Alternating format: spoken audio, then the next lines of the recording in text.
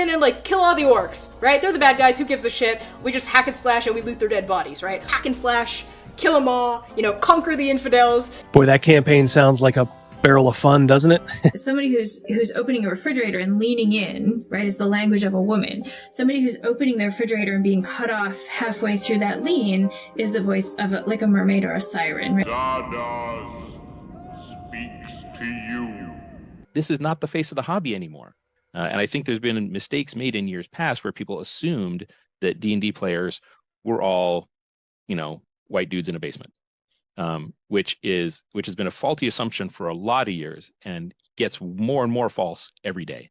And so it's, in my viewpoint, honestly, guys like me can't leave soon enough. You got to put a little hot sauce on the taco. You know what I mean? We want this dwarf to be the dwarfiest dwarf. Right. We want the elf to be the elfiest elf. And just the dashiest dash of Tabasco. Their voices need to carry across water. I'm a creative. It's a huge drain, right? Because fans can be awful. I have an important message for you. You did it! It's graduation day! Yay! Yay! Yay! Happy graduation day! You all earned one of these babies. And now, a word from our beloved principal.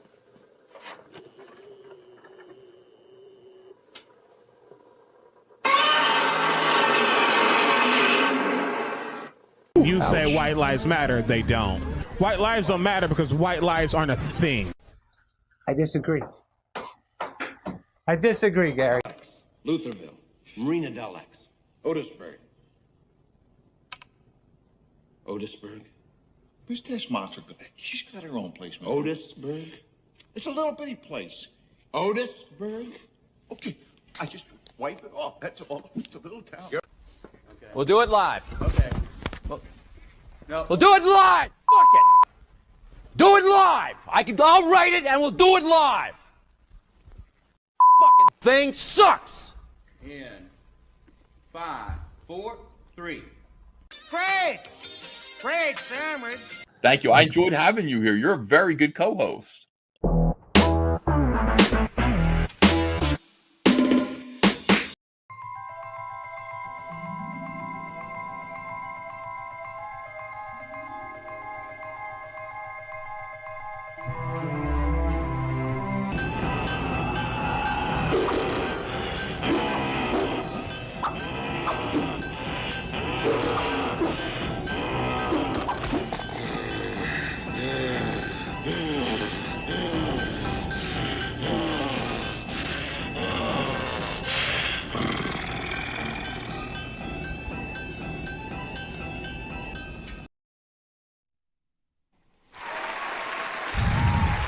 There we go. I'm gonna move it a little. Gotta get in frame here like a professional.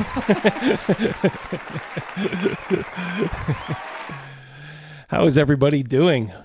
Thank you all for joining us. The special live stream on Saturday.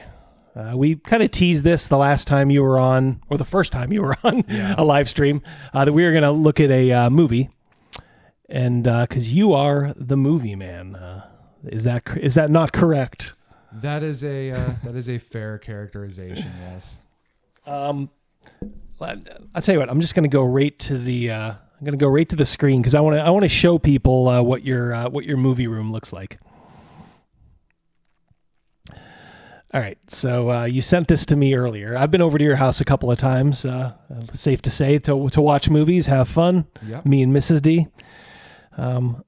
This is Zolt's. All right, so that's part of his movie collection. Boy, that looks good, doesn't it?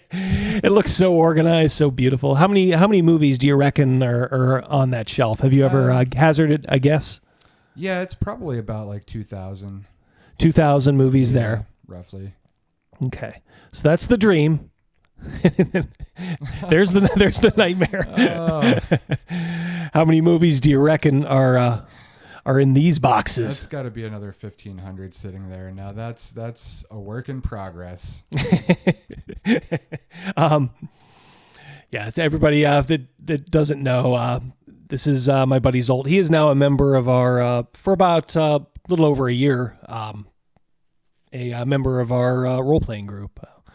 very distinguished crowd. We don't just invite everybody to be in our group. It feels like a privilege. I mean, I really do appreciate being able to game with you guys, because finding a good group is no easy feat. Yeah, these days, especially.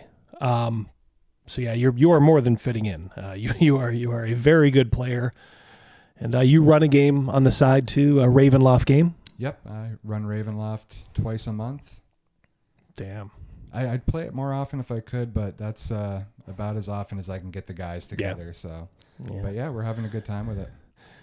You'll have to hook them, get him to at least 3 times. Yeah. And you just started a new route. You are a U.S. mailman. Is that correct? That is also correct. Yeah, I just started my new route today. Somebody who hasn't showed up to work for the last 2 years finally got let go, so I moved in. Yes, that's what it takes to get fired from the Postal Service. Just don't show up for 2 years. It is the one thing the union does for us, is makes sure that we don't lose our job. Yeah. That's good points and bad, I guess. Good points and bad. Let's put it that way. All right, so we are here to talk about a movie that you showed us a couple months back. I think I even highlighted it on a live stream. Mm-hmm. I guess before we get into that, let me say hi to the chat here. Nick, Surly, let's see, Edgelord, nice. Panther, how you doing, Panther? Mercurius, good to see you. Krugus, here's Rogan. Hello, Rogan. Bioketo, yeah, nice to see you. I don't know if I remember that name. I'm sure it's here. There's Larenjaco. He's always here. Thank you for showing up, guys. Yeah. Like I said, knew this was going to be probably a smaller crowd than our normal. Everybody's used to seeing us on Wednesday. Consider this like a special, like a bonus feature. All right. The Warrior and the Sorceress. How did you end up with this movie? In fact, show it off to the camera. I've got my copy right here. Is that Blu-ray? It is. It's the Blu-ray copy. Yeah. Put out by Scream, Shout Factory.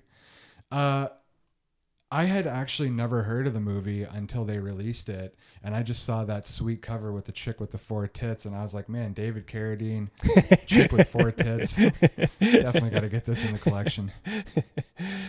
Yeah, there's if you can see there, there was a woman with 4 breasts. And I think we originally were thinking, because we were watching it, and at least me and Mrs. D were like, this is like a bait and switch. Yeah. It's just one of those things where the poster has nothing to do with the movie itself. But as we will see, that is not true. There is they deliver. They deliver 4 times. All right, so I guess a little bit about this movie. It stars David Carradine. Okay, and we all know him as Kane from Kung Fu. His character name in this movie? Kane. Yes. Yeah. So they didn't want to stray too far. I guess they wanted to use every advantage they had.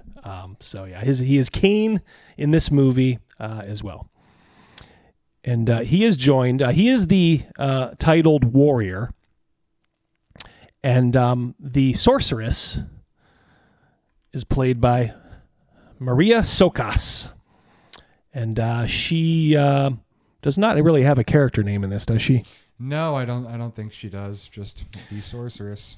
She's either like a sorceress. It sounds like, if you read the lore, it sounds like she's maybe more like a priestess or something, maybe, of an order called the Homerax, mm-hmm. which is what our warrior is also a member of. But well, I guess we'll get to that too. I guess the one thing you can say about Maria Sokas is lovely lady. Easy on the eyes. Yeah, easy on the eyes. She spends of her screen time, if I said 95% topless, would I be lying? No, that's fair. Maybe 97. Yeah. It is clear the director understands production values, really gets his money's worth here. For sure. In fact, there was a quote by David Carradine. Carradine says the director was obsessed by the body of the actress who played the priestess, Maria Sokas. So he costumed her in a topless outfit. Everywhere you looked, there was this bare-breasted woman, and that is 100% true. I tell you, it made clipping down the movie kind of difficult at times. Exactly. So, all right. So there are others here, but why don't we go into our first clip, shall we? Yeah, let's take a look. All right. So this is how the movie starts us off: The Warrior and the Sorceress, 1984.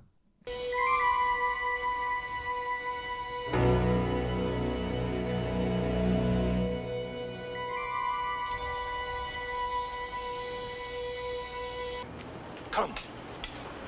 With me. Inside. I'm prelate of Yamata. The holy crest on your sword. First I've seen in many years. All right, so like a lot of movies, stranger walks into town, and there's the trilling music, but when I saw this, I was like, okay, it's interesting. It's giving me a vibe of something. When you first saw this movie, did you get the same vibe I got? We know where we're both going. I do, and I did not get that vibe. And the first time I saw this movie was the first time you saw this movie. So you never saw it before? No, okay, I'd never seen it before. I had no exposure to this movie before that night that we sat down and watched it. And you were definitely the first to sort of pick up on that classic story structure. Yeah, and I'm sure there's plenty of people here who already know what this movie is all about. But having this one escaped my purview from back in the day. I just never saw it. Just totally passed me by. I'm glad I did see it eventually. So a stranger comes into town. An old wise man kind of pulls him aside as he sees some four bad guys.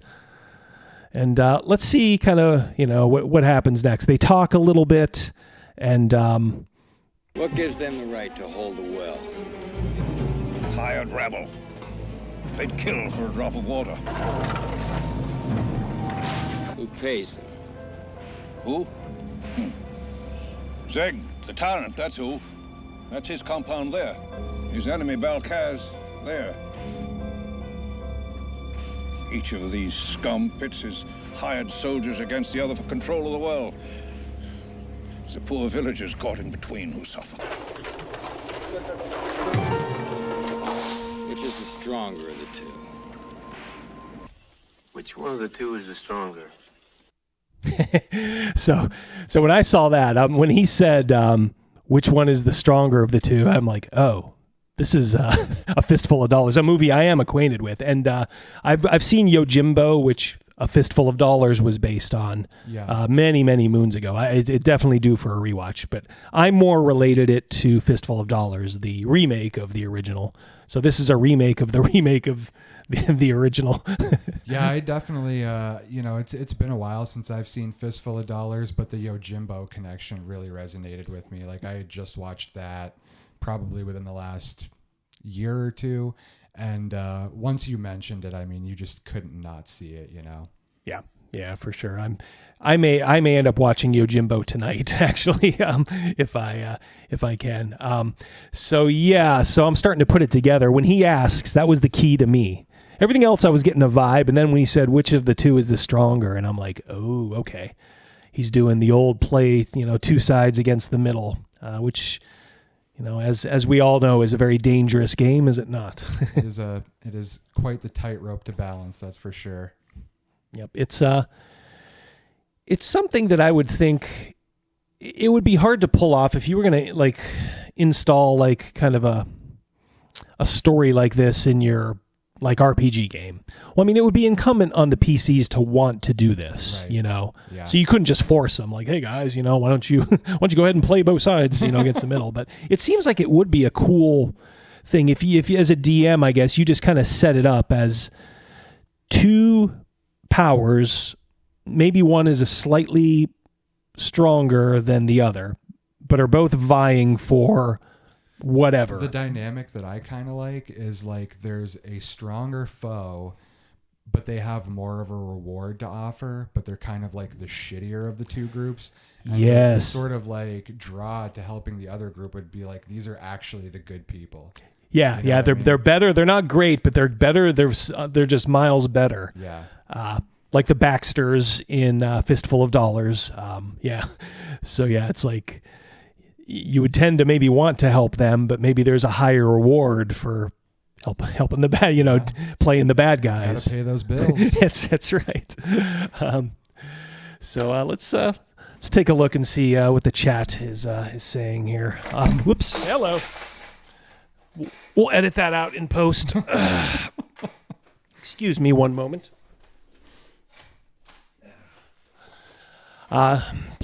So Dark Sun, yeah, Edgelord. I was kind of thinking that too. This setting is brutal. They shot this in Argentina, and it is the landscape is very bleak and desolate.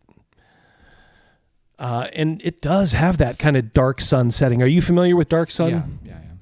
Yeah. Did you ever play in or run any Dark Sun? No, never did play it, but I saw the box at the local gaming store a lot. Yeah. It had a really cool aesthetic to it.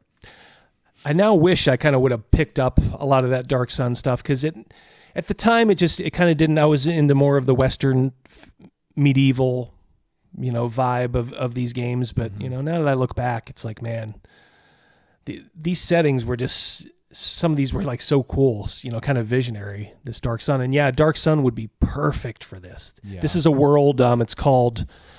Let me see here. Ura, U-R-A, is the planet. It's a 2-sun world. They show it a couple of times. There's 2 suns up in the sky. So you're getting the feel of a planet that's just kind of burned, almost to a cinder. You almost wonder, how do these folks eat? Can they grow anything here? They must be able to at some point, as people aren't starving. But as you could tell from that intro, I guess water is scarce. Yeah. And that is what the two sides are guarding. That is a focal point of the conflict, the town well and water access. Yeah. Mm-hmm. It's a cool thing for second here. It would be another cool thing for like an RPG, just having not something that's maybe not, you wouldn't normally think of as valuable, but given the setting, it's almost priceless. Mm-hmm. So something like a well of water. Could be even something more abstract, like temple access or something like that. Yep.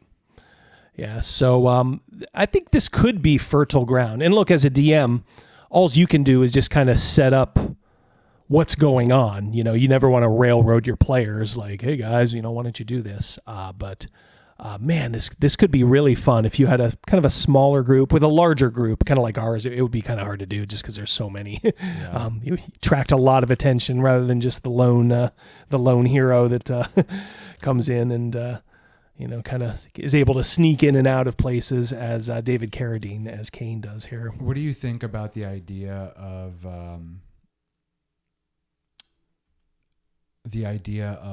the role of like David Carradine being an NPC that sort of does that to the player characters and some other group? That's something too. You could be hired on as a guard or something. That way you could sort of make sure that type of like thing is playing out without if you force the... Yeah, exactly. If you're just on guard duty, you get hired as like a guard or something, then, hey, deal with this guy who keeps, I don't trust him. Follow him around. See what he's doing, he or she. All right. So... He says, don't give that NPC any rope. Yeah, good, Nick. All right, so he makes his choice, does Kane, our hero. So he goes down, and let's see what he does after he asks which of the two is the stronger. That was the prelate, by the way. Guess we should introduce him too here. This is Harry Towns. as Bludge I guess it's called Prelate. All these years, because Prelate That's how I say it. I've always said prelate. I guess now I feel like a Philistine. Yeah, I've always said prelate. Prelate. Maybe chat. Let us know who's correct. The movie result or me. I'm gonna guess it's probably these guys. But I've always said prelate in like Birthright. That's like a title that's used a lot. Mm-hmm. Prelate. I guess I should get used to it now. Prelate.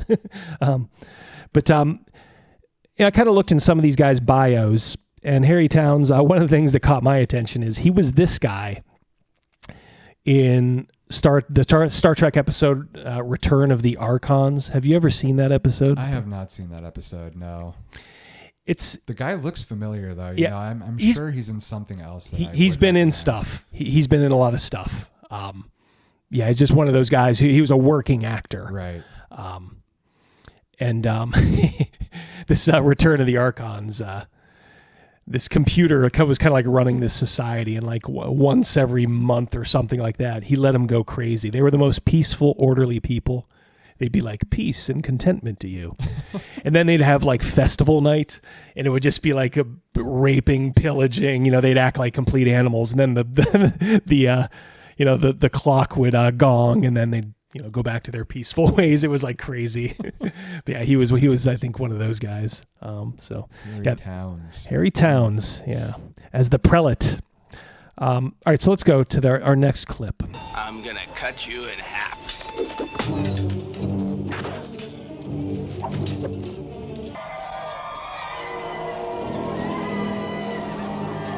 Ah, yes. You will fight for Balkaz? I fight for Golden Terra. Tomorrow you will lead my warriors against Zeg and rid Yamatar of that miserable scum who denies me water. Now, Miguel, I hear you're hiring on men. Well, I might just be available. I gotta tell you before you hire me. I don't work cheap. All right, so the thing I'm kicking myself over is I missed the part. David Carradine actually says to one of the henchmen, he's like, go tell Balkaz, tell him I don't work cheap. He literally copied that line. It's pretty cool. But yeah, you see there, he goes out, he kills some of the men of Zeg, and then he goes to Balkaz. And Balkaz, let's get him up here. This is a good character here. He is, yeah. Him and his whatever that is. Whatever the hell. Yeah, that is, whatever it is. That it's his counselor. It's a little lizard person. Little touches like that I kind of liked. The lizard is the brains of the operation. Yeah. This other guy's just the looks, Yeah, exactly. So David Carradine takes care of the men at the well and then goes to Balkaz and says, hey, I just did you a favor. He wants money, and of course the, Balkaz, he kind of, he's a little effeminate, I think we could say, Balkaz, maybe. I would say so. Yeah, I mean, he's kind of like Joe Besser from the Three Stooges, if you know who he is. Yeah, he's like, I'll harm you. But yeah, he is one of the believe it or not, he is one of the people in charge, one of the warring factions. Probably mostly due, I would guess, because of that lizard creature. Yeah. Oh, his plots are just, top-notch plots. They are, yeah. And the plot, I guess, was, as we'll see later, the lizard creature is like whispering into his ear, like, pay him what he wants, and then we'll backstab him. Yeah. We'll get your money back. Get him to kick the other guy's ass, then we kick his ass. Yeah. Pretty good plan. I mean, they can't predict that David Carradine is going to be this badass, but it's a good plan. Or I guess I probably should have showed it. He literally, says it out loud, does Balkaz, like, yes, this is what we'll do. And like, it's almost before he's even closing the door to leave, David Carradine. Absolutely no discretion whatsoever about No. hearing it. Yeah, the lizard should have said, quiet, you fool, or something in his ear, like he's going to hear. But yeah, so David Carradine knows that the jig is up as far as Balkaz, that he can't be trusted completely. But he does have his money, so and he is supposed to lead Balkaz's warriors the next day, against the forces of Zeg. Now this is the scene. That scene was the scene where I really saw the Yojimbo similarity. I mean, it's they. I don't want to say it's a shot for shot remake because it isn't, but they definitely took heavy inspiration from the original. Yeah. Yes. Yeah, they I don't want to say it's a copy because at the end it seemed like they kind of turned it on its head a little bit at the end. I would agree with that. I don't want to make it seem like it's a copy either, but these early parts. Yeah. In fact, I think the original writer he wrote it to be like this, and then I think as he understood it, they were going to make changes in the script. So then he started to get wind of the fact of what they were shooting from Roger Corman. And he's like, he couldn't believe that they were essentially going back to his script, which relied heavily on Yojimbo. So then, of course, he had to squeeze some money out of Roger Corman, which isn't always easy. But yeah, Roger Corman was the executive producer of this movie. What are your thoughts on old Roger? I'm a big fan. I love Roger Corman, and I just love people in the movie industry that sort of have the Roger Corman mentality of letting the creatives be creative, giving them whatever their stipend is, and saying, "Okay, go create." There's just not enough of that in the movie industry these days. He had a very like Charles Band sort of Full Moon Pictures feel, but with a more like big studio kind of setting. So I loved that about Roger Corman. Yeah, I mean, look, he's a lot of misses, but he's had some hits too. He's had a lot of hits. The movie I really like that I could just watch a million times is Star Crash. Oh yeah. Mojo Gortner, I think, isn't Marjo Gortner? We got Carolyn Monroe. Carolyn Monroe, yeah, that's right. Yeah, wearing a really good outfit. Marjo Gortner. Who else is? David Hasselhoff, correct? David Hasselhoff, and we got some other stars in there too. Joe Spinell, I believe, plays the villain. Oh man, I'd have to think about that. Yeah, I saw it most recently as it was MST'd, but new MST'd. So they didn't the new MST, the new cast. They brought that back. They did, yeah. It's a kind of a shell of its former self. I haven't seen a single episode of it yet. I think I remember when it came out.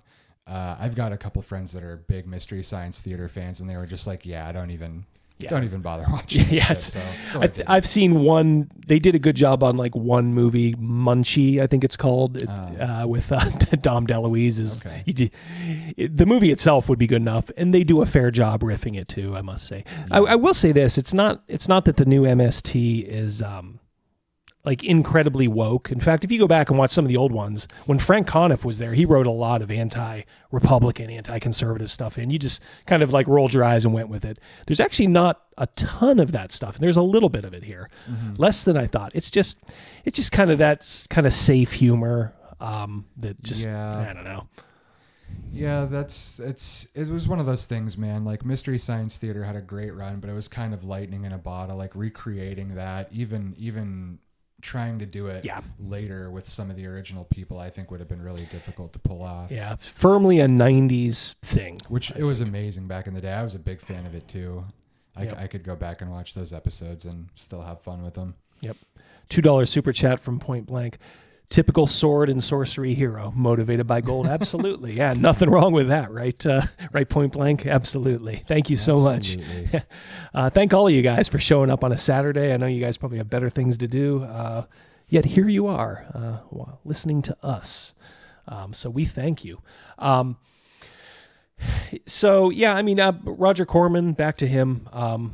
You know what movie of his I always, God, that Fantastic Four movie that's supposedly like legendary that like nobody. Do you have any insight into that? Or I do not know. Yeah, I've heard of that as well. I think Roger Corman was the kind of guy to throw money at a lot of ideas that sort of never took off the ground. Pretty prolific guy. So I'm not surprised he was trying to do more mainstream intellectual property like that. Sounds like he just kind of got bought out. Like he essentially got paid, because I saw the documentary about it, and I think he essentially just got bought out and essentially paid to shelve it. But people say it's not a bad movie at all. Yeah, it makes sense that he would be the kind of guy to go for that too, because I mean that was pretty much, he was a money making kind of guy. I don't think he was super invested, in a lot of the final product with a lot of the stuff. It wasn't like a passion project for him. It was a purely financial investment in a lot of ways for Roger Corman and a lot of those projects. Yeah. Got to respect that. Which I do. Yeah, I do. Yeah, he gave so many people their start. I mean, it's like in football, there's something called the coaching tree. Like, this coach served under, whatever, like, Bill Parcells, it's like his tree of all the assistants that went on to, coach, and then, they spring their own trees. Roger Corman's would be just astounding. Oh, undoubtedly. Yeah. Well, that's the good thing, in my opinion, about having that sort of financially motivated mindset when it comes to stuff like this, is allowing the creatives to sort of handle that aspect of it. But it's kind of the same thing that leads to problems in the bigger film industry, because they're so motivated by that they decide to do this type of safe formulaic shit that they think is basically just like a formula to profit. So the creativity just goes down. I don't know where that fine line is, but Roger Corman, he was doing it right. He's still alive, isn't he? I don't know. Is he? I don't know. Check for us. I think Roger might still be alive. I think he might have passed away recently. I could be wrong about that though. Yeah, let us know, chat. I'm sure you guys will. All right, so like I said, the hero Hero Kane makes his first offer to Balkaz. Hey Cal, how you doing? Thanks for showing up as always. Cal's our fearless moderator. I did moderate Rogan just as a backup, just in case, Cal. So you don't always have to juggle your plans to be here if for some reason you couldn't. Of course, we are always happy to see you. All right, so now we go over to 97 years old. No kidding, still alive. Yeah, I thought he was. Yeah, thank you, Chris Schieffer. Yeah, for checking that. Yeah, 97. What a life. Hell of a run. Yeah, what a life. That's a guy who won. Oh yeah, he lived his life. That's for damn sure. Yep. I know people bitched about his his penny pinching and all that stuff, but at the end of the day, the good far outweighed the bad. In my book. Even the bad had such value, because like we were talking about MST, like a lot of those bad movies ended up making just great fodder for the classic MST, like The Undead. Oh yeah, which was shot on I think in a grocery store. They just an abandoned grocery store that they kind of rented and just filled it. It's like this medieval village that has like 5 people in it. It's crazy, but yeah. All right, let's move on then. So now we're gonna be introduced to Zeg, the other bad guy. So we got Balkaz, the Joe Besser. And this guy's a little bit more lean and mean. I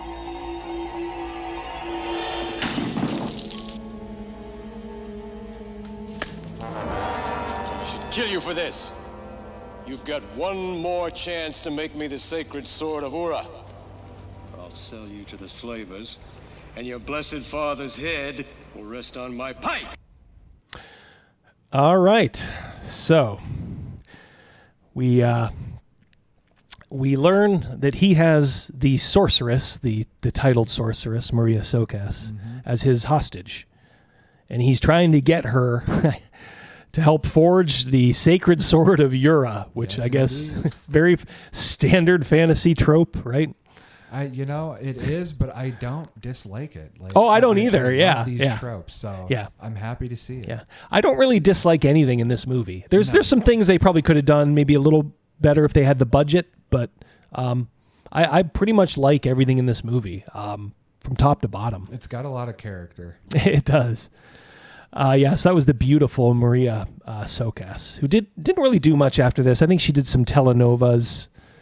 The Spanish Sacred Sword of Urine. Sacred Sword of Urine. Yeah, yeah. Overkill Joe. He's one of the funny ones. Here we got difficult to forge blade.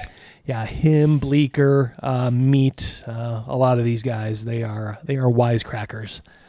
That's why we have the best chat. Zolt. Gotta have fun. Yeah. All right. So a little bit about Luke Askew, who plays Zeg.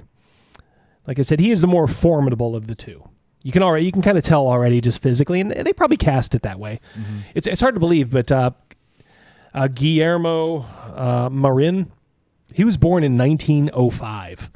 Damn. It's like he didn't last much longer. I think he died in 88. This was 84. Yeah, so he was in his he's in his late 70s, but didn't look too bad. Not bad at all. I would not have guessed it, to be honest. No, for sure. So yeah, that guy was born in 1905. Just crazy. Wow. To think of that. But Luke Askew, definitely a working actor. Look at some of his stuff. He was in Cool Hand Luke. He was in The Green Berets. Lots of westerns. Including Night of the Serpent. Have you seen that one? Have not seen that one. Yeah, we'll have to watch that. It sounds like a pretty good one. He was also in Easy Rider. He was this guy in Easy Rider, the stranger on the highway, I guess. That's him. No kidding. Oh, you can definitely see it. I mean, yeah. It's been a while since I've seen Easy Rider. Mm-hmm. I guess one thing, we'll circle back to David Carradine a little. Of course, we know him from Kung Fu, Death Race 2000. Did you know? And I know this is going to flip your lid. Well, he was also in Lone Wolf McQuade and of course Kill Bill. Lone Wolf McQuade with Chuck Norris. That's a good movie. It's a good movie. He got cast in a couple of roles that Bruce Lee was supposed to have, that they wrote for Bruce Lee before his untimely passing. He was in Circle of Iron, I think, was one of those movies. But David Carradine, put him back up here. He was slated to play Leto Atreides in Jodorowsky's Dune. Interesting. Wow, I didn't know that. Is that in I know they did a documentary about it. I wonder if they mentioned that in there. I saw that documentary. I don't remember it well enough to know if they mentioned it. Wow. But I heard that. I knew you were a huge... that would be amazing. I love Jodorowsky, and it's just... That would have been such a fucking cool movie, man. If only they would have dropped that, but... Yeah. I don't know what ended up happening to derail that thing. I know David Lynch ended up, obviously making the movie, and Jodorowsky, I remember an interview that I watched with him where he was saying he was really upset that he didn't get to make the project, and then he went and watched David Lynch's Dune, and he was like, as soon as the movie was over, I was extremely relieved because it was garbage. Yeah. I don't necessarily agree with that opinion. Yeah, I don't either. It was David Lynch's Dune was a little too ambitious for the running time and just the era. We weren't used to 3-hour my epics. Opinion on David Lynch's Dune is I think it is a bad Dune adaptation, but a good movie. That's my opinion. Yeah, I'll buy that. I'm a big Dune fan as well. I don't know if you've read the books or not. But I have not. My wife has read quite a few of them. Yeah. I don't know.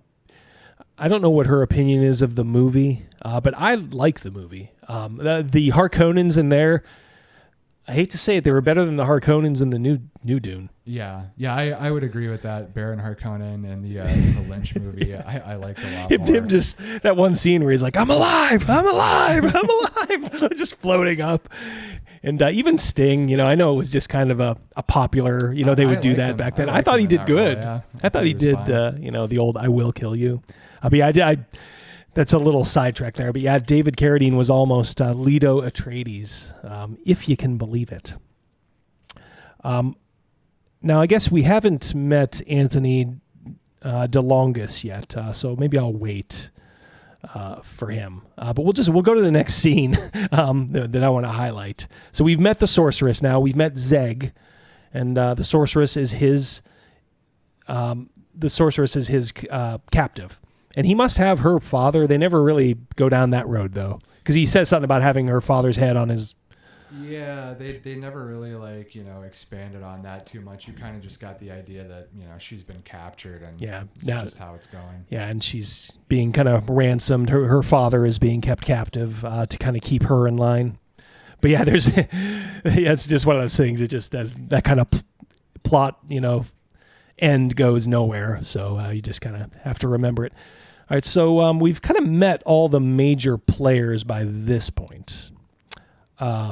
So I tell you what, let's just go to the next one, shall we?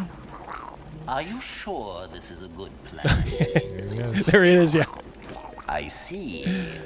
The Dark One will kill Zeg, and we will kill the Dark One, and I will get my 100 credits back. Very clever, darling. What would I do without you?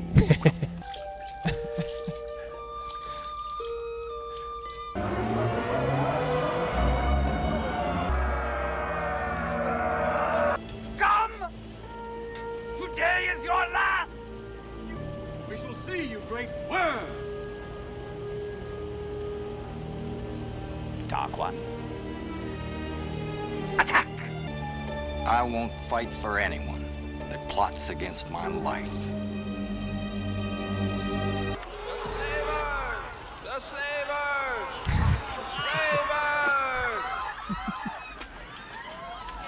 I'll kill you later. All right, so I kind of already alluded to it. That's the double cross, of course. You got to see it there, and then you got to see it fully play out as they were going to go to battle, and our hero says, guess what? You're on your own. Very funny scene there. I thought they did a really good job with that one. I like the guard. Slavers! Slavers! I'll kill you later. If it was Mystery Science, they'd be going, Packers! Packers! Yeah, so, all right, you kind of see how the plot's going to go, and in my mind, when I was seeing this the first time, I'm like, oh, I know what's next. He's going to make an overture to the other guy now. But kind of I guess a wild card here is the introduction of these slavers. Let's see how that plays out a little bit. So these slavers, I guess, go from town to town, either spying or selling slaves. Who knows? Maybe they were involved in the sorcerer's father being a yeah. You never know. Yeah, they don't really elaborate a whole lot on it. They kind of just throw it at you, and they give you enough lore where you can do stuff like that. Yeah. Be like, yeah, I guess I could probably see, where these slavers had something to do with, this or that. Here we go. You there? The big ugly one? That's Virgo. Master slaver. And the meanest of the lot.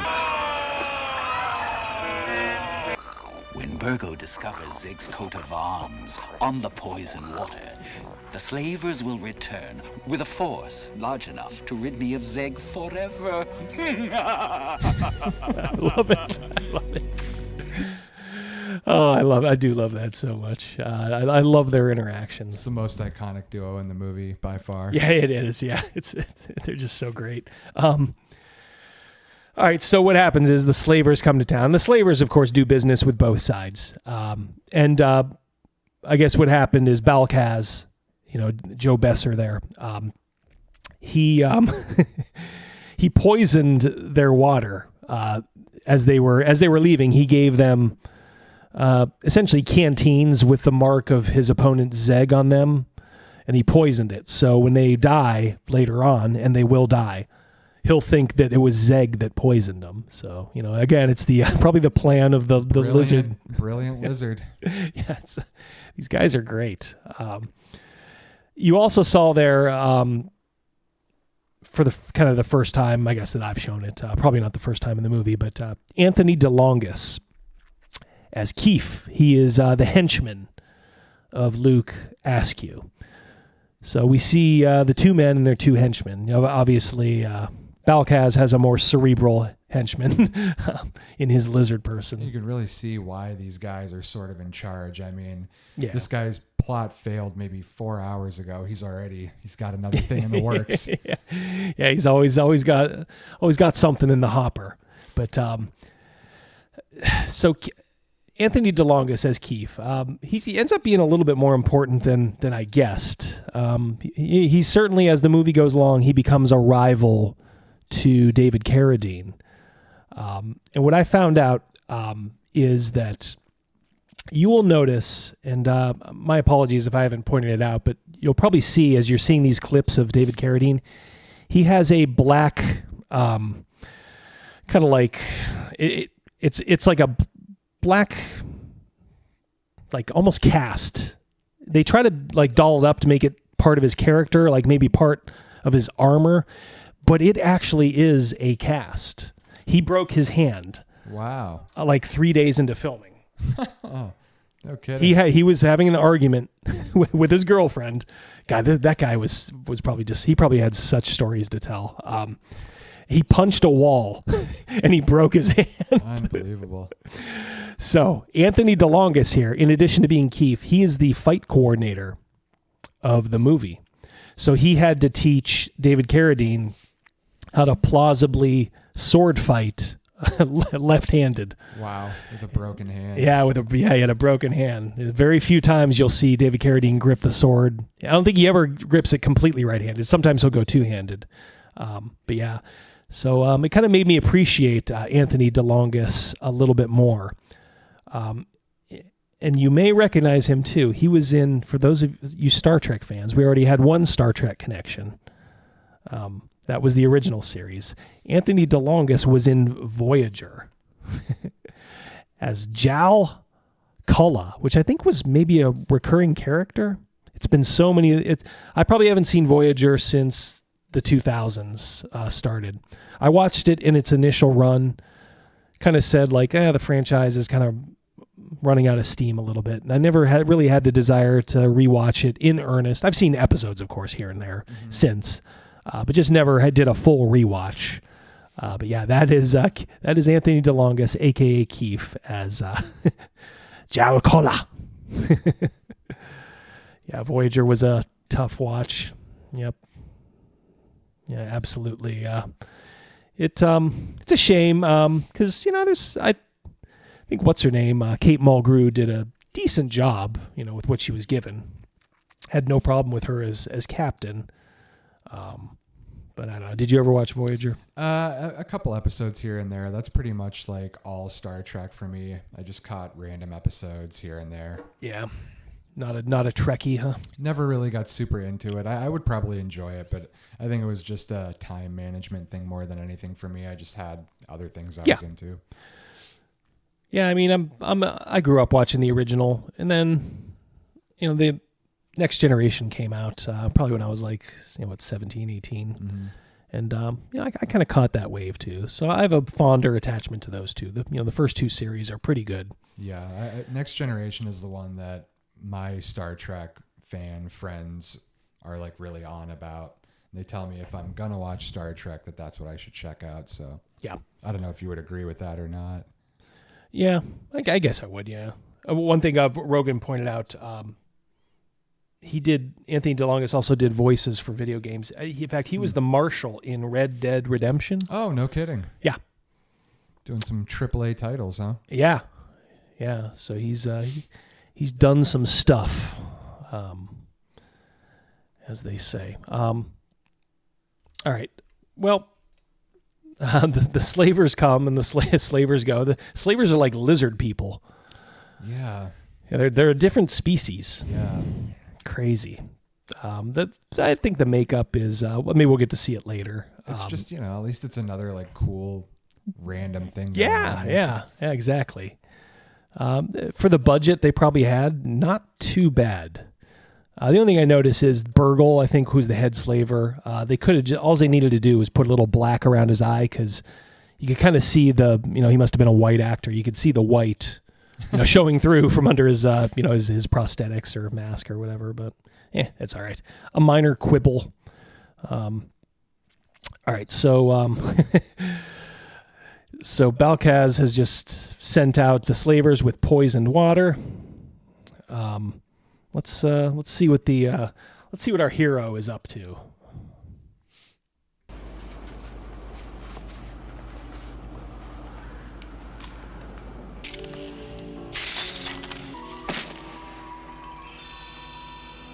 I came to sell information. Of what sort? Well, I heard something about Balkaz and your coat of arms. Go on, speak. Homerak. Take the prelate and escape this night from Yamatar. Your secret is safe with me. You must save the prelate. I can no longer keep him from harm. Zeg, does he know? He wants the sword of Yura. You can do that. He will never have it. All right, so as I suspected, and I'm sure you did, by this point when we were watching it the first time together, he's going to the other side, selling information. He somehow knew about the water. I guess maybe I even watched it today in preparation. I can't remember how he discovered of the plan to poison the water. Do you remember? Yeah, I think I think he just overheard them talking about it. These guys are very late. It's really that simple. They're really they got good plans, but man, they got to stop gloating about it publicly. Balkaz needs to stop the exposition out loud. He needs to just nod his head. Although, what kind of a movie would we have then if he didn't say it out loud? Yeah. So Kane hears about the poison water, and then he sells that information to Zeg. Gets money, but it also allows him to get into Zeg's palace, so to speak, and make contact with the Sorceress. Now, he was told, I think, that the Sorceress was there at the beginning by the prelate. I got to get used to saying it that way now. Yeah, prelate. And then here he sees her, and then I don't know if it's a revelation to him or not, but they're both from the same order, the Homerax. And I guess she has some sway or power, because she says something along the lines of, I could command you. And then he says, well, those days are kind of over, but, I'll ancient order. Yeah. But I'll still do it for you, Yeah. Just know that you don't really command. Nobody commands Kane. I do like that, even it's pretty shallow surface level lore, but at least they put the effort in to sort of try to do some world building. Yes. I appreciate that. I did too. Yeah, I appreciate it. If you were watching this, you'd be like, who are these Homerax, and why are they almost extinct? Or, so I agree. Any little tidbit that's in there that, maybe you don't even need to expound upon, but you just kind of let the viewer just kind of marinates with them. I've always liked that. It's kind of like the original Alien movie, which was on today. Maybe it's fresh in my mind. Just there were so many questions, like, who are these guys? Who are they working for? What is this? What are they towing? What kind of a world is it? It's effective. It's an effective strategy for world building because it adds the flavor that you're looking for without having to waste all kinds of time expounding on details that probably aren't that important anyway to the story. So, and usually what they end up telling you is a disappointment. Yeah. It's let the theater of the mind do its work. Yeah, exactly. All right. So he's made contact with the Sorceress, and I believe he starts to take off with her. All right, so let's just go right to the next one here. Hide in the temple with the prelate. I'll join you later.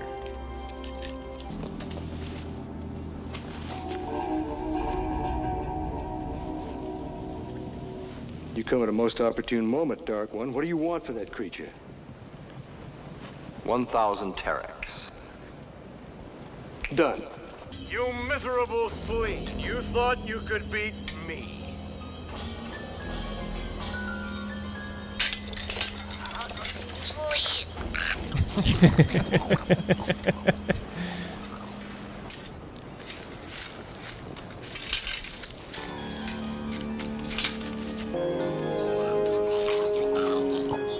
Rare clothed scene there. Exactly. Yeah, like one of the few times she's actually clothed. Oops. This is one of the things, of course. So let's unpack what we saw there. After he talked to the sorceress, he breaks her out. Yep. They climb down. Actually, fairly dangerous stunt. I probably, if I recognized it today when I was rewatching it. She has to climb down. And it is her because it's her body. I mean, and the camera doesn't lose sight of her. She has to climb down probably about 12 to 15 feet. Yeah. And she has to like kind of crawl over David Carradine's body. I'm assuming it's David Carradine too, to kind of get to the bottom. And, you know, as you get older and, you know, you just kind of think of things, you recognize like what the most dangerous stunts are. Mm-hmm. There's always one I think about in the movie Used Cars where the guy is like, he kind of backs up because he sees a red car.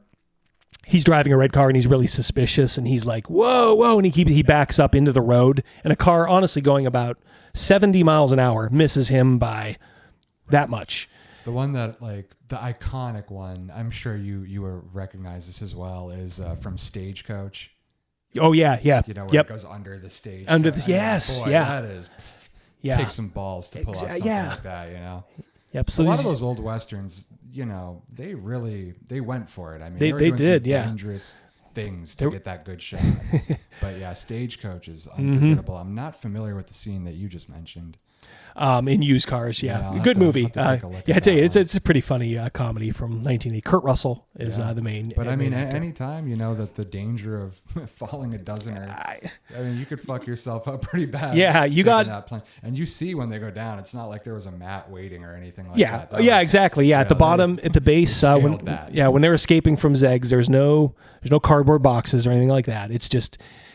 It seems like, oh, well, it's controlled and all that, but one slip and she falls on her head, she's either paralyzed or dead. No doubt about it. And I don't think she's a professional stunt woman. You know, David Carradine, you know, may not be a stunt man, but you know, he's probably got his had broken hand. He's fucking around.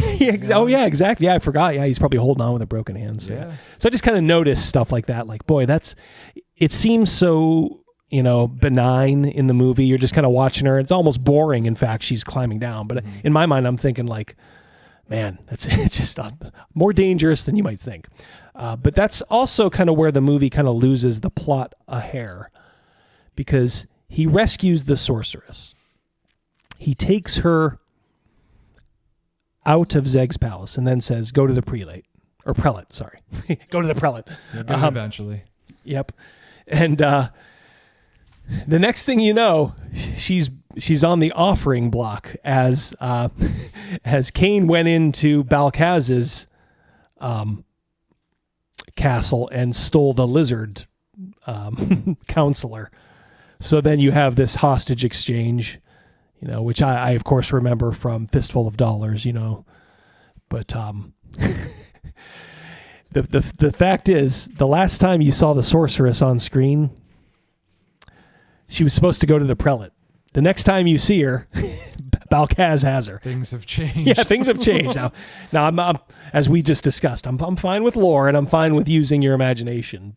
But there's one of those situations probably where they were chopping that script up, trying to just like get this thing together and overlooked it. I would even be willing to bet in editing they caught it and they were just like, whatever, dude. Like, well, to your point there, I guess the director, who was John C. Broderick, he had a falling out with Roger Corman. Okay. About two weeks after the movie was done and they were editing it. I guess John C. Broderick is probably a pretty good editor. He helped edit The Exorcist. Okay. Well, I would say so, yeah. Yeah. So knew what he was doing, but then he bounced because him and Roger Corman got into a fight, I think about money, of course. Most likely, yeah. Going over and stuff like that. So maybe this is one where they just kind of lost track of things. Whoever he handed it off to edit it just didn't make any kind of, I don't know, acknowledgement that she got recaptured by Balkaz. I mean, not important in the long run, but I remember the first time I'm like, wait a minute, I thought she was free, and now she's, yeah, at least she's clothed, right?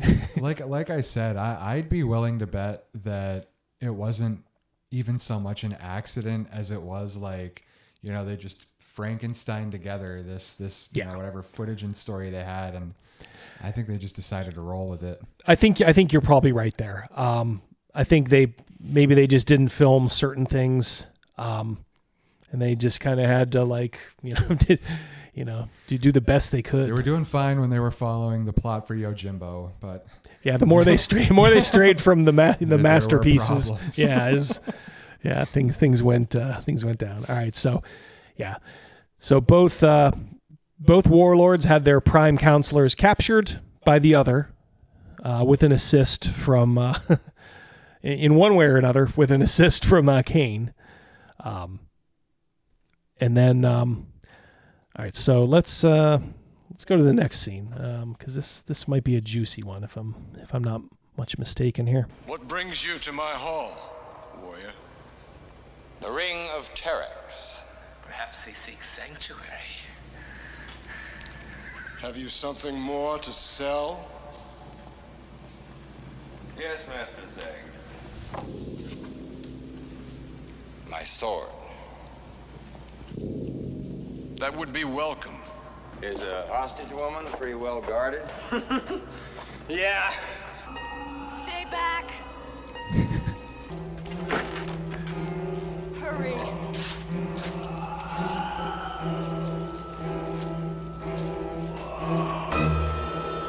Please. The prelate waits for you beneath the temple. Go there. Part 2. Show yourself to no one.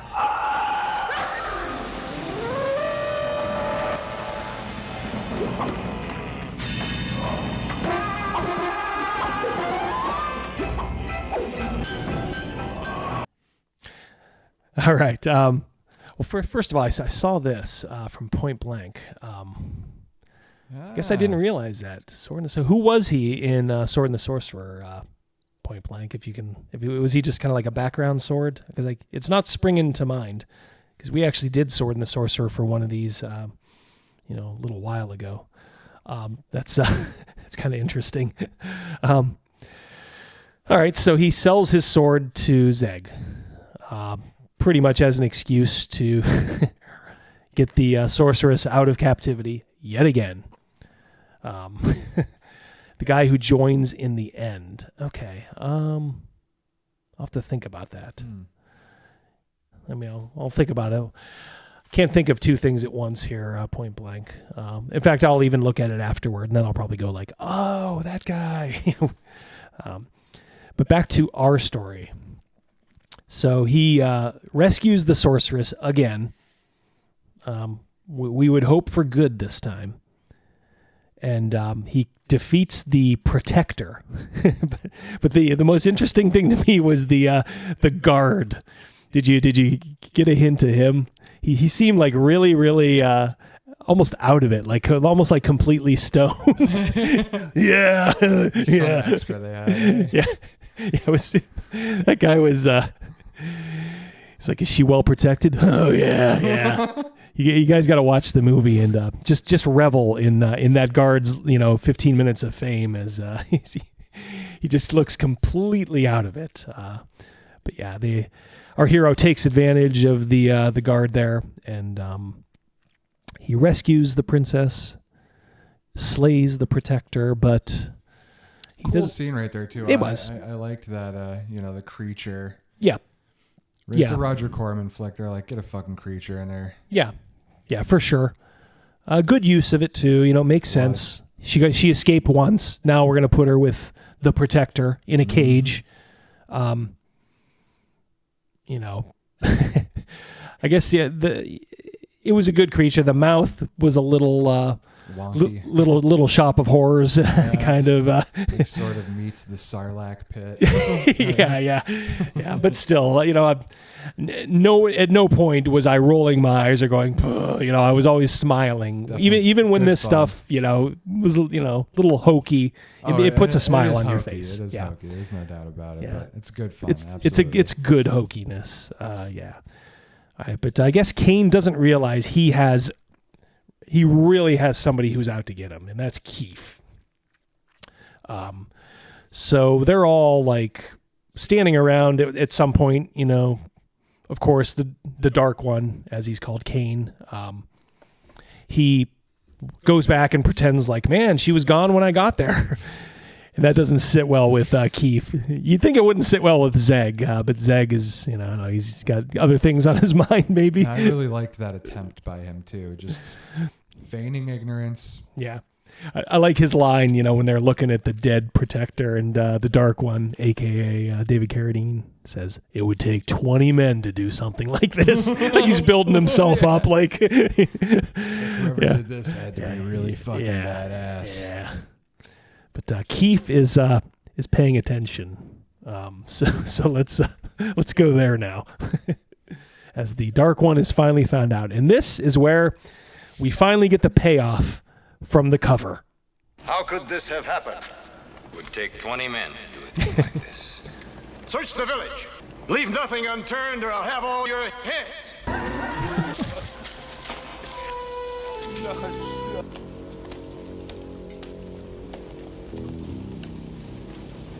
Master Zeg. Master Zeg. The Dark One killed the Protector, and I have proof. Actually, it's the next scene where you get the payoff, but that's Keith, of course, finally finding out. And the way he finds out is he just questions that stoned guard and says, hey, did you actually see when he went in there and immediately said that the princess or the sorceress had escaped? Did you bother to even look? And he's like, no, man, I didn't. And he slaps the guard, and then that's his proof. It's not really proof. It's more like a hunch, but it'll do in this case, right? He bought it. I mean, he did buy that tale pretty easily. Just hook, line, and sinker. Yeah. So, what can you do? Definitely need to hire some more skeptical guards. Yeah. If it's Yojimbo or Fistful of Dollars, you do know that at some point he's going to get found out because you can't keep playing with fire. That's and right. He's a beating is probably coming his way. All right. So this is actually where we get our payoff from the cover. And the Dark One gets his comeuppance.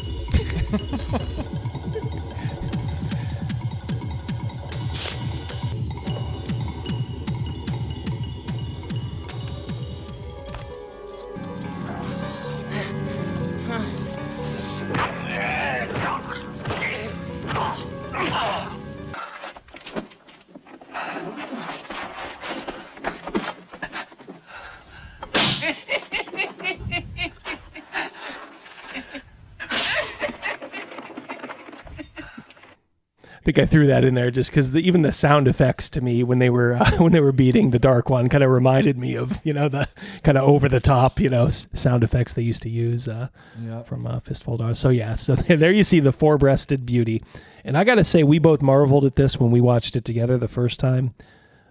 Really good job. Obviously, I couldn't show it on the two extra breasts. It looked pretty real. Yeah, they looked really real. I mean, on the Blu-ray, you can definitely kind of, tell the special effects. But I imagine back in the day, that'd have been pretty hard to spot. Like, if you're watching the YouTube version of this, by the way, this movie is on YouTube. If you guys don't, get the Blu-ray if you want, a good copy. But if you're just casual, you can certainly preview it on YouTube. I think the Blu-ray actually is unfortunately sold out. Oh, is it sold out? I believe so. I think it was. I think they only did a run of about 1,000 copies, and it sold pretty quickly. I think. Yeah, so you may have to pay through the nose on eBay, or just be content. Stuck watching it on YouTube. Yep. Or there are other sites in the high seas. You can probably find a good copy of it, I'm sure. But yeah, very good. She did a great job dancing. Strangely alluring. What exactly? I was confused about it the first time I watched the movie too, and maybe I just missed if there was. It might just be another one of those unexplained things, but what exactly did she do to him? There was some sort of there was like a proboscis. Yeah, there was like a little proboscis. I did make sure to get that in there because that's how he ends up going numb and gets knocked out. But where did it come from? I never quite understood what I was looking at there. She's mostly naked, so I'm thinking it either had to come honestly out of one of the extra breasts or like maybe her belly button or something. I didn't know if it was something that came from her, or if maybe she had some sort of creature in her robes or something. I never really quite pinpointed what that was. Yeah. It's one of those things. It's probably like, you could think about it, but who cares? Who cares? It works. Exactly. Who cares? It could have been one of those things, she could have had even like knockout stuff on her lipstick or something, but you wouldn't have gotten that, like if she kissed him and then he started to like go faint, they wouldn't have been able to kind of properly, explain that via, just the scenes. Yeah. So having a little alien like thing come out and like attached to David Carradine, works. Hey, it works. She's got 4 tits. I can buy that she's got a proboscis too. Yeah, she, as I said, they do not spare the boobery in this movie. Maria Sokes, the sorceress, I can see why the director, liked her. I mean, she probably has, in my opinion, for my taste, probably the most perfect, rack that you'd probably ever want on a woman. I'm not a huge size guy. I don't need like double D's or anything like that, but they are just there and out there and almost perfect in every way. The four-breasted woman, it's exotic, but I was just more marveling at the makeup of it. I was just like, damn, they did a really good job on that. So you guys will just have to see that for yourself, obviously. Could not show that. Had to use old Kyle Brink to cover that up. All right, so he is, the Dark One is now caught like a rat, beaten to within an inch of his life. But as we probably both knew, we knew where everything was going. Of course, the Dark One is he's a slippery character. Find the Dark One!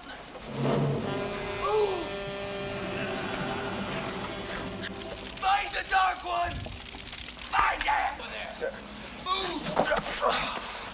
Over here.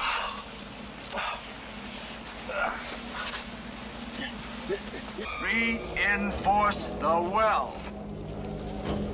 Move the wagon out. Yes, my lord. Move.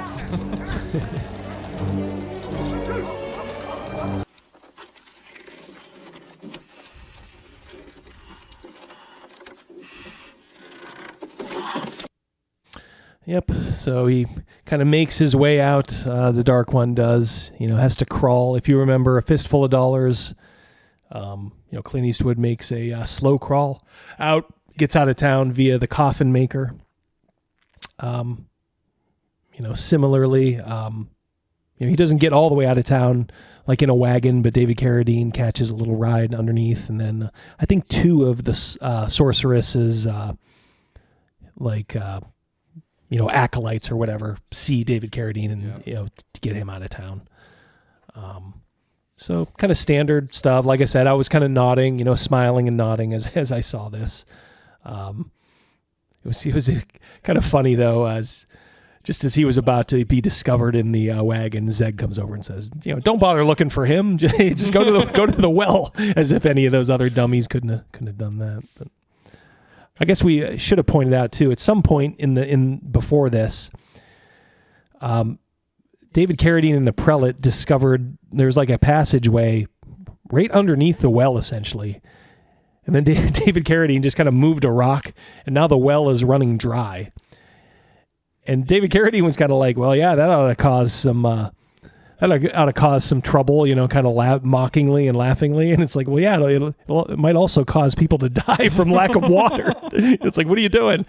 So the well at this point is starting to run dry.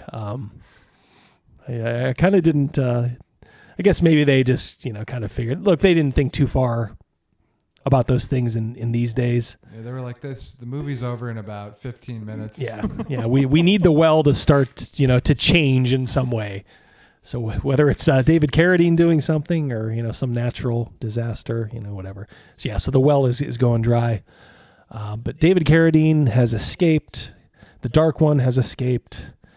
And, we're closing in the last quarter of the movie. So we it's been a little while since, we've settled in on Balkaz. We've been focusing a little bit more on Zeg and Keef, but here comes Balkaz back. Choose, Master Zeg! The villagers seek our deaths! We need each other!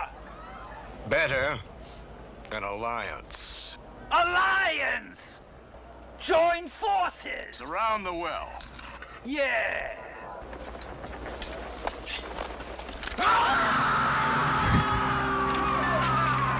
I am master here now.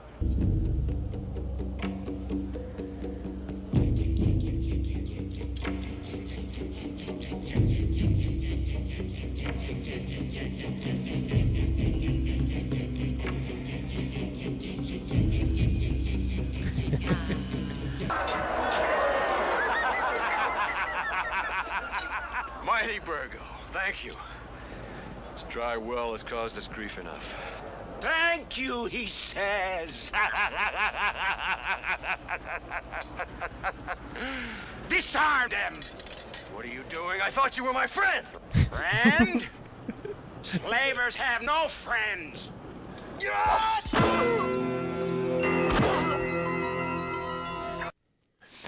All right. So, a lot happened there. And this is the first time I was actually surprised in the movie. I don't know if you were. Oh, yeah. The slavers are definitely the biggest sort of wild card in the movie that deviates from the original plots that we're talking about. But yeah, I was really surprised with the turn that this took here. Yeah, it's like they did set it up. You can't say they didn't set it up because that Burgle earlier, I don't think I showed it, but he said, we'll be back, after his men were poisoned, essentially to come after Zeg. It's kind of odd that Zeg didn't, and this is another kind of a weak point in the plot. He knew about the plan of Balkaz to frame him for poisoning his men. The first thing when he saw Burgle, the slaver, should have been, I know what you're thinking. It wasn't me. Yep. I have proof or, something, akin to proof maybe. It wasn't me that poisoned your men, but he just says, he doesn't even mention it. Like, we're buddies, aren't we? And Burgle's like, he says hi. I thought that was delicious. The way he performed there. So our two warlords are now gone. Yep. And I'm sitting there thinking like, well, holy shit, who does the Dark One have left to fight? I'm like, he hasn't really interacted with the slavers. But if you're looking, Keef, who they've been kind of building up all along, is still alive, thank God. Because if he was not alive, that would have probably pushed this movie over into that category of just not quite good enough. Yep. But they did keep his rival alive. They did build him up in the movie enough to where it was satisfying. Yeah, he's the one that found him out. So so they paid it off. Good on them. I'm just surprised that they didn't leave Zeg alive. Balkaz, you knew one of them was going to, because you think back Fistful of Dollars, they set fire to the Baxter house and just brazenly murder the woman, Mrs. Baxter. So I knew one of these guys was destined to die, and I guess if I had to put money on it, I would have said Balkaz. But yeah, when Zeg went down, I was like, holy shit. I might have even said that when we were watching. Yeah. Like, oh, I didn't expect that. So now what's going to happen now? Looks like the slavers have control of the city. That's not a good thing. Never is. No, indeed. let's go to our next scene. Oh boy.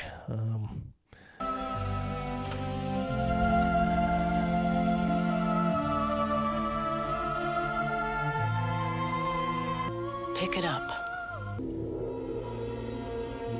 Left-handed. You can see the cast looks there. like his hand is broken. Like It he's is. not even moving Strike his the fingers. anvil. Yep. Oh yeah.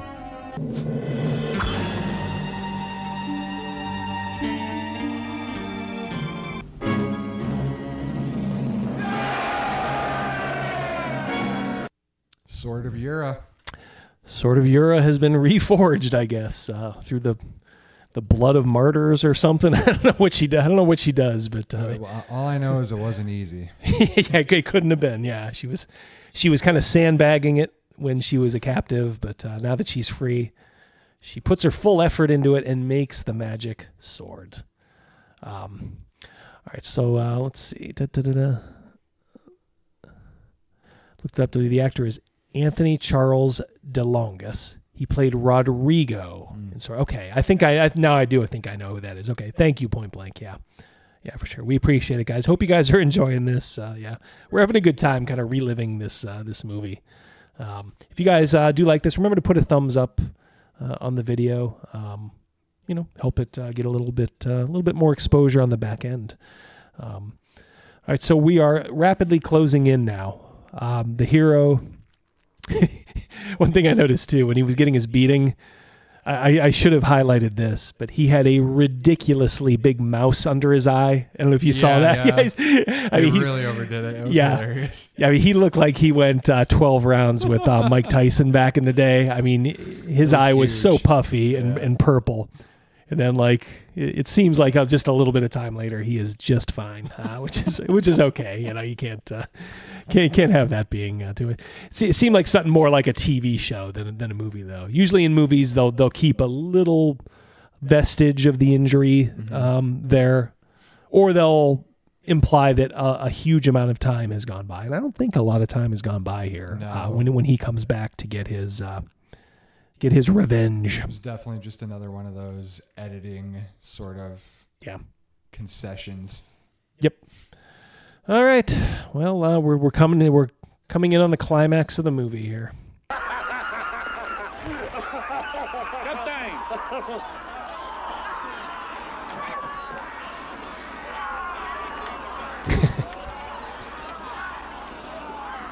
Put him with the others.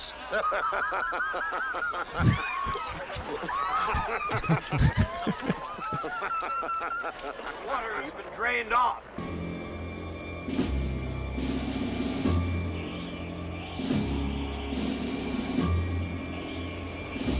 Put him with the rest.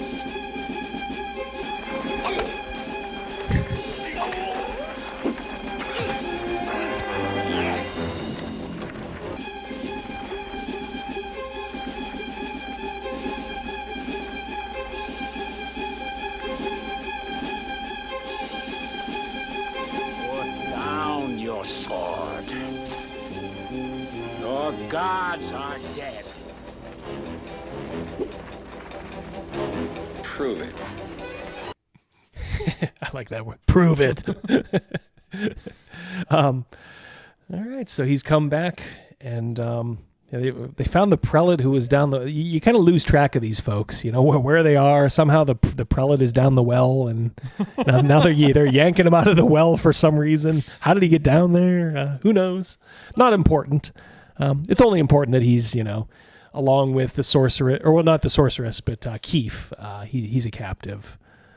The sorceress is part of the invading army along with the Dark One. So now it's time. Let's just go right to it. I think he's the Dark One fights the slavers, and then of course I think we will get our payoff with Keith. Final battle. Yeah, final battle that they have been setting up. So makes sense, and I think it's a worthy showdown. Now is the time.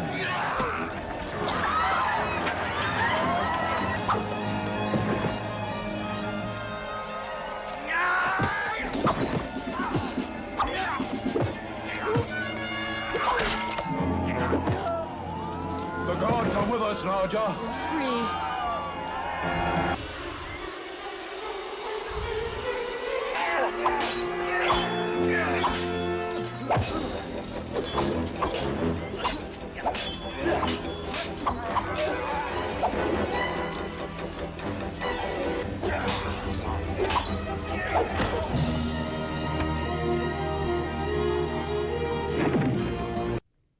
There we go. You know, that other dude's sword has to be pretty fucking badass too, because I just watched the Sword of Yura cut through an anvil. But somehow... Well, did you catch? I didn't catch this either. And this may be it. He got the Sword of Yura halfway through the fight. Keith did. He took it away from him. And then I was like, holy shit, he has the Sword of Yura. And then at the end, David Carradine gets it back. Yes. He gets it back. Yeah, because I was like, damn, like David Carradine's fighting with this, busted up regular old sword, one-handed.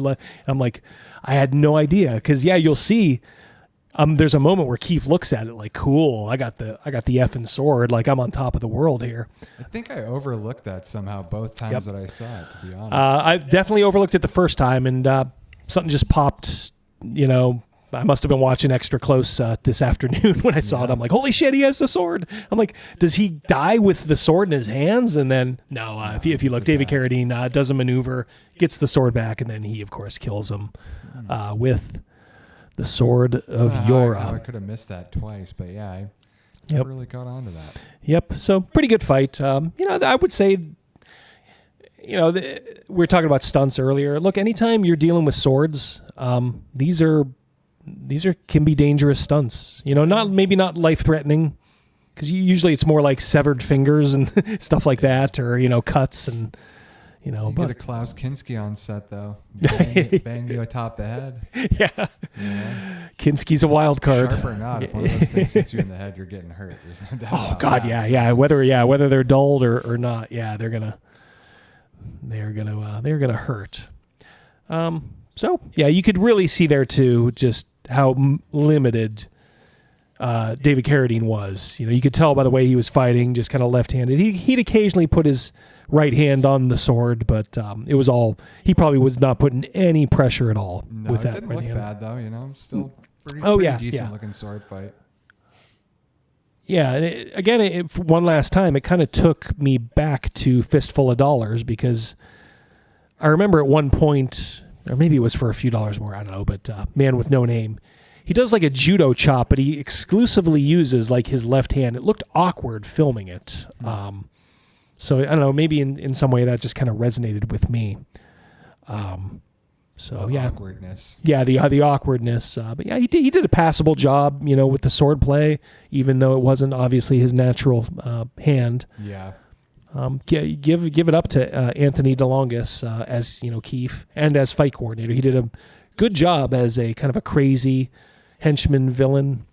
Yeah, I would agree. Not a bad screen presence. Yeah, but also did a fair job as the fight coordinator. There weren't too many misses, as far as like seeing something unbelievable. I think in their fight, maybe I saw a boot that missed pretty badly. That was probably the only thing, though. Yeah. What can you say? That just leaves us with our denouement. So we will clear.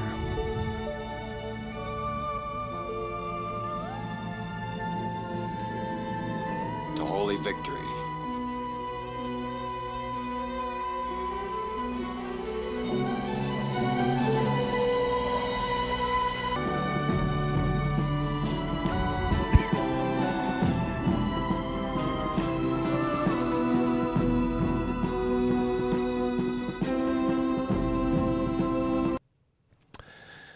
There we have it. Riding off into the sunset. Riding off into the sunset, yeah. Let me tell you what, I'll go back here to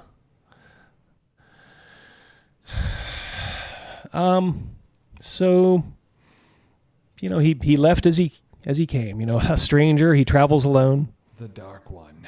Yep. I'm sure Maria Sokes, aka the Sorceress, would have welcomed him in her house, but he's like, nope, I'm a lonesome hero. Gotta respect it. Yep, a lot of discipline because, like I said, she's rather fetching. Yeah, he just rides off, and then that is it. This is like a one and done. I don't think there were any soft sequels or anything to this. I don't believe so, no. This is one of, I think, about 10 movies Roger Corman made in Argentina, including some or most of the Deathstalker movies. Oh, really? Yeah, at least Deathstalker 2 and maybe 3 were filmed down here in Argentina. Probably different parts, of course. So, yeah. Never did see the third or fourth one. I mean, Deathstalker 1 and 2, though. Those are just so good. Yeah, we did a show similar to this, with Gavin Morgan and Crazy Mouse. We did the original Deathstalker, yeah. That's a good one. If you guys are interested in that, you should definitely track that down. That's in my videos, not my live plays, or not my live streams, my videos. It's a good one. I think this is an admirable entry into the sword and sorcery field. Not going to win any awards. It's certainly not, best in class. But if it comes on late at night or, you were watching it, like, oh, cool. Yeah. I mean, 80 minutes, it's not exactly, not a long movie. You're just in, you're out. God, I miss that. Yep. Don't you? I mean, you have enough. Yeah, Most of those movies on your shelf, a lot of those are 80s and 90s movies, right? Yeah. Before a 2.5 hour running time was standard and almost mandatory. Yep. Yeah. Short and sweet, quick to the point. Yep. In and out. God, I love that era so much. Just for that, if you invested something, it wasn't that much. All these are better than Hawk the Slayer. Yeah, I would say so too. I liked Hawk the Slayer. Don't get me wrong, but it had it was kind of like a John the Baptist fantasy film. It kind of came before, the Messiah of Conan. So it was a little odd with a lot of things, and certainly cheap. But you have to give it. Look, somebody always has to be first. And then what you do gets retuned. So yeah, you do have to give it up to Hawk the Slayer for that. What'd you think of Hawk? Not a bad movie. Not one of my favorites, but I agree with you. I mean, definitely blazing some trails. Yep. Yeah, sometimes it is hard to be first, man. I mean, it's why a lot of people who get rich. I mean, I hate to say it. Look at D&D. Dave Arneson was quote unquote first. That doesn't mean that, D&D would have ever been what it was without Gary Gygax. So Gary Gygax was kind of the second guy along, and that's, he's the one who's kind of remembered, obviously, a little bit more. To some extent, rightly so. Not that Dave should ever be forgotten. But yeah, sometimes it's always the second person through who makes things better and gets remembered. But you always forget those trailblazers. It is very true. Very, very true. Yep. Got to start somewhere. Yep. Conan the Destroyer came out. Tell you, the one that I've tried to sell you on rewatching is Ator. Ator, yeah. I know you didn't have the kindest words to say about that last time we talked about it. It's not a simmering hatred. It's just it's a mystery science movie, Cave Dwellers, yeah. But me and Gavin Morgan have a history there in that we saw that movie probably when this movie came out. I think it was 1984. And we went to our local cinema and look, if a pair of 14-year-old boys isn't your target audience, what is? And we looked at each other and said, boy, this is not very good. So we walked out of it. To this day, one of the few movies I've ever walked out of. Just wasn't that good to me. What did you like about Ator? It was just a fun, sort of generic, sword and sorcery movie. Miles O'Keefe, I'll say, did the best that he could. Yeah, he looked the part. I mean, that's for sure. But I don't know. I thought it was a pretty fun movie. I think if you were to revisit it, that you would. I think maybe you would enjoy it a little bit more than you're giving it credit for. Yeah. But it's not that it's got anything groundbreaking or special about it. I just think sort of. That generic sword and sorcery trope that they went for, I think they did a pretty good job, hitting those marks. checking all the right boxes. For sure. We got a there we go. Mercurius Olicus. He's in the inner circle. He's busted through. He's one of our most loyal subscribers and fans. Thank you so much, Mercurius. $2 Australian. Good day, mate. For the DVD fund. There you go. The DVD. Never have enough in that fund. That's right. Yeah, I went the opposite way of Zold here. I stripped down. I kept my DVDs, but I'm like, I don't have the room anymore, so I put them all in slipcases and got rid of the covers. Space is definitely a major issue. I mean, digital media makes it so easy to have all of that stuff, but yeah, it's like I still do have a fair number of DVDs, but honestly, my digital collection, I have a Plex server now with quite a few movies, nowadays, a couple hundred at least. With how much the sort of niche boutique film market has taken off, I'm sure as far as like rips of movies go. But, back when I was first getting into collecting, it was really fucking hard to find a lot of these movies on the internet. You couldn't just go online and torrent an uncut, Right.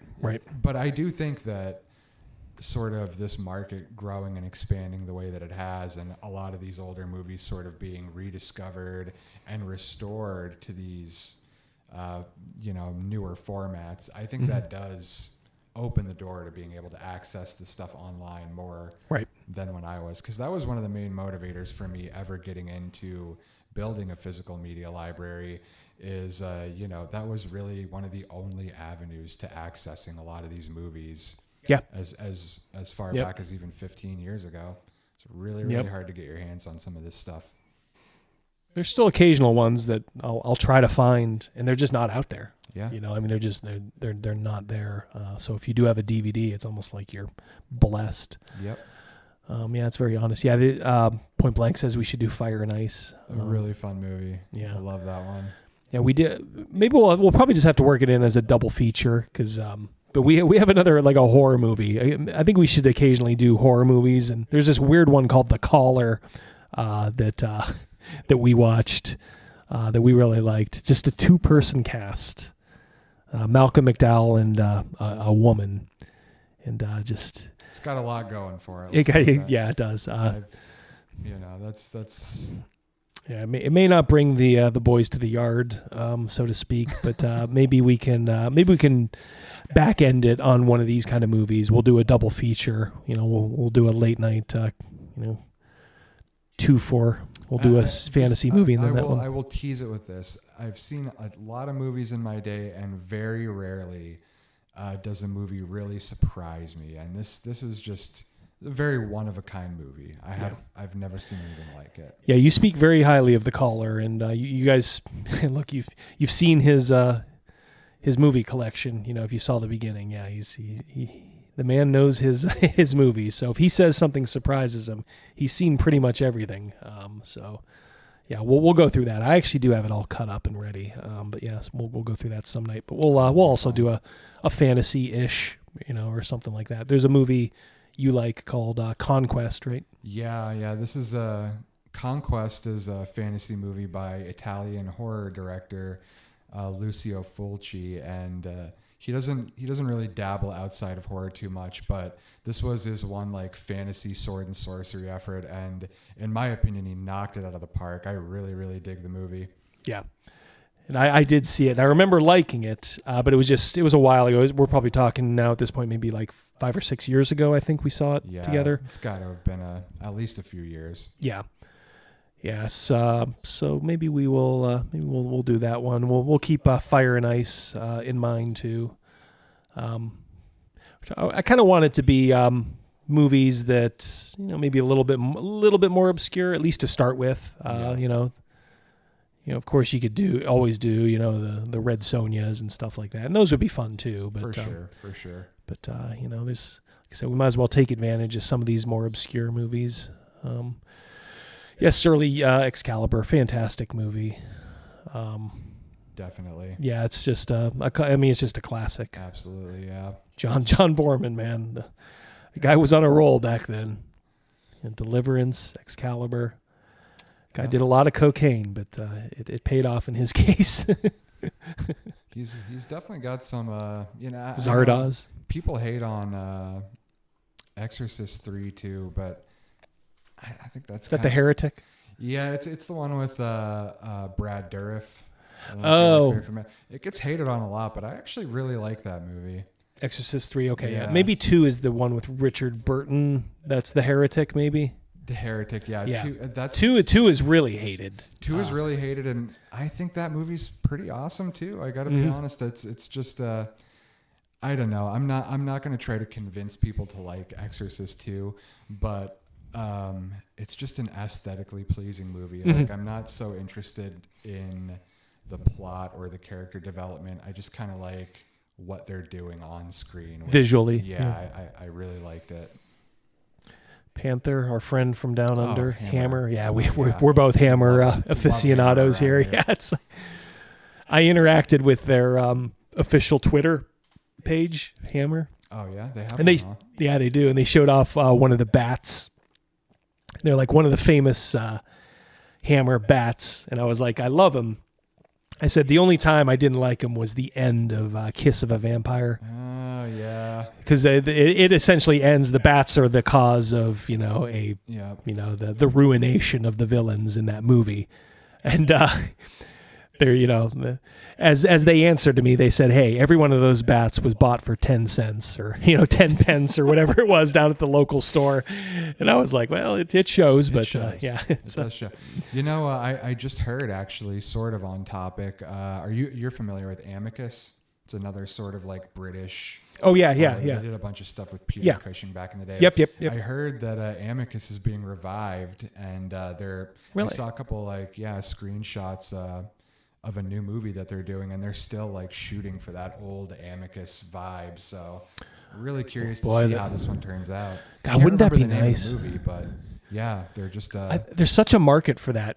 Just no bullshit, no girl bosses, just go back to good sets, good acting, beautiful cool colors. stories. Yeah, just don't even film it like, I don't know, man. You don't even need like 4K. I don't know. Just I think there's a way you could film them up in an updated way, but still capture that sort of style. I think that's pretty much what they're going for here. So I don't know how close they're going to come to hitting that mark, but the little bit I saw, which was just a couple stills, it looked like they were hitting that aesthetic. I mean, I'm pretty excited to see how it turns out. I don't know if Hammer's up to anything these days. You said they have a Twitter page. What are they just? Yeah, I think about the glory days. Pretty much, yeah. I think it's just a shell. That's cool. Still, I'm into it. I think there's always been like, ooh, Hammer's going to start up again, and if they ever have done anything, it's never been anything to note. Yeah, it's always just been kind of like, They had an amazing run. I mean, we could talk about Hammer films all day. They got so many classics. Yeah, maybe we will. I mean, let's look. This is fun to me, and obviously we have similar taste in a lot of these movies. So we will definitely do this again. Hopefully we can make it a regular, maybe like once a month thing. Yeah. Maybe I'll even maybe cut these movies to where maybe we can do 2 at once. Give these guys their money's worth. Yeah, it's a lot of fun. I don't mind getting together and talking some cinema once in a while. Yep, for sure. All right, well, these guys have been fantastic. Thank you guys for staying in there. Had a much better crowd than I even thought for a Saturday and off night, and I don't even think I put this up till yesterday, so people didn't have much notice. So yes, guys, thank you so very much. And check out the movie. Yeah, definitely. This movie's on YouTube, so you can watch not the best, quality wise, but you're not going to find. Much more. I can't believe I had this little rubber thing. Probably been bothering you guys all time. There's this little rubber thing to protect the nose. Oh, it comes off every once in a while, so people are probably like, fix that fucking thing. Sorry. But yeah, watch Warrior and the Sorceress. Yeah. Anything else? Any last? No, I guess I'll be looking forward to the next time we can get together and do something like this. Yeah, we will soon for sure. All right, guys, that's going to do it. You guys enjoy the rest of your weekend. For Zolt, Mr. Pew Pew, it's your boy Double D signing off. Have a great rest of the night. Love you guys. Thank you guys so much for showing up, as you always do. Take care.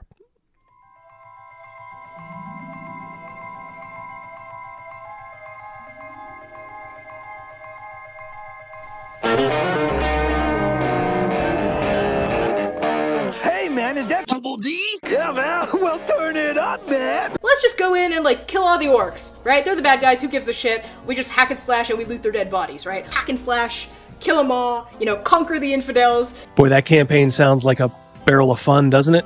Somebody who's opening a refrigerator and leaning in, right, is the language of a woman. Somebody who's opening the refrigerator and being cut off halfway through that lean is the voice of like a mermaid or a siren, right? Zardoz speaks to you. This is not the face of the hobby anymore. And I think there's been mistakes made in years past where people assumed that D&D players were all, white dudes in a basement, which has been a faulty assumption for a lot of years and gets more and more false every day. And so it's, in my viewpoint, honestly, guys like me can't leave soon enough. We got to put a little hot sauce on the taco, you know what I mean? We want this dwarf to be the dwarfiest dwarf. Right. We want the elf to be the elfiest elf. And just the dashiest dash of Tabasco. Their voices need to carry across water. I'm a creative. It's a huge drain, right? Because fans can be awful. I have an important message for you. You did it! It's graduation day! Yay! Yay! Yay! Happy graduation day! You all earned one of these babies. And now, a word from our beloved principal.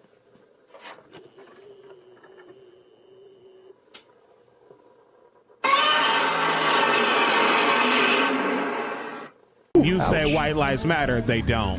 White lives don't matter because white lives aren't a thing. I disagree. I disagree, Gary. Lutherville, Marina Del X, Otisburg. Otisburg? Where's this monster? She's got her own place, man. Otisburg? It's a little bitty place. Otisburg? Okay, I just wipe it off. That's all. It's a little town. Okay. We'll do it live. Okay. We'll do it live. Fuck it. Do it live. I'll write it and we'll do it live. Fucking thing sucks. In 5, 4, 3. Great sandwich. Thank you. I enjoyed having you here. You're a very good co-host.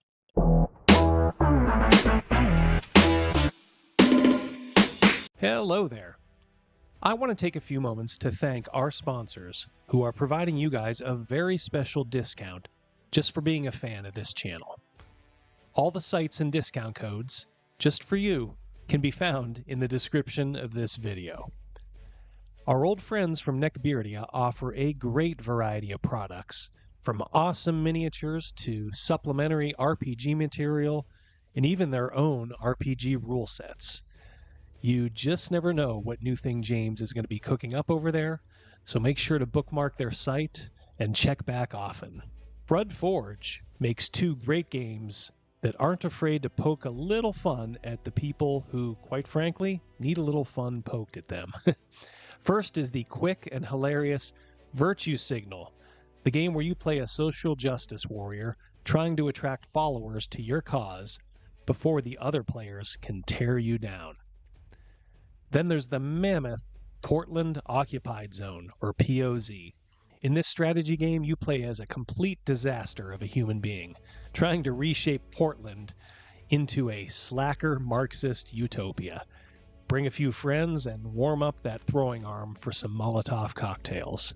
Folks at Power Up Paradise are taking care of you with both a protective phone case and, when you flip it over, an ingenious Gameboy, which is built right into it. Go back to the golden age of video gaming and play dozens of challenging games that will delight and frustrate you in a good way. Mobile games are almost universally terrible, so why not take a step back when they did it right?